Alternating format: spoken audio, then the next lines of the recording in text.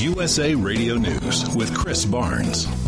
2/3 of America's lower 48 facing dangerously high temperatures and oppressive humidity today and especially tomorrow and Sunday. The wrong time for an explosion and fire to happen at a utility substation. But that's what's happened in Madison, Wisconsin, where tens of thousands of people are without power and as a result without AC. Fire Department spokeswoman Cynthia Schuster says those firefighters were up against even worse heat. We are in the midst of quite a heat wave, so they are up against high heat and humidity, and that's on top of the heat that they always endure during a fire.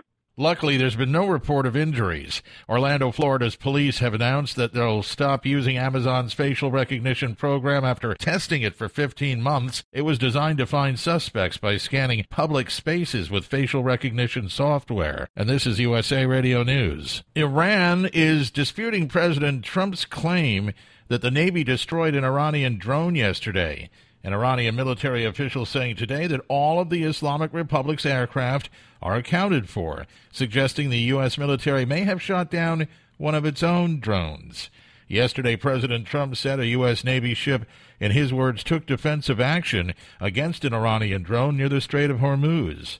The death toll now at 33 and a suspect in custody after an arson at a Japanese animation studio, a 41-year-old man setting fire to the building, and he's among the many injured and still hospitalized. Comic book artist Jeffrey Cruz was attending Comic-Con in San Diego yesterday. Animation there is regarded fairly highly, so for something like this to happen to that industry specifically, it's pretty insane. Reports are the man may have thought the studio was stealing his ideas. And this is USA Radio News. This is a little unusual, but a new House bill on Capitol Hill is ordering the Pentagon to reveal if it has ever used infected ticks in biological warfare experiments.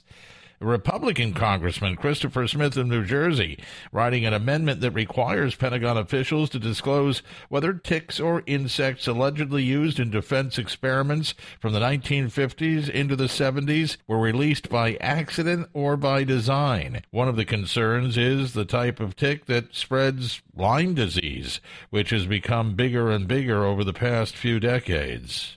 Social media has been buzzing at the release of a trailer for a long-awaited sequel to an 80s movie.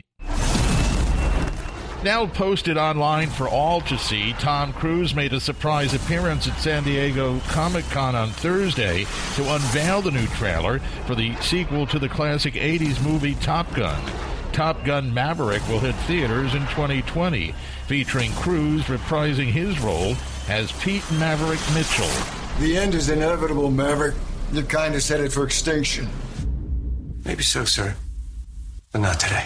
Co-star Val Kilmer will be reprising his role as Tom Iceman Kazansky.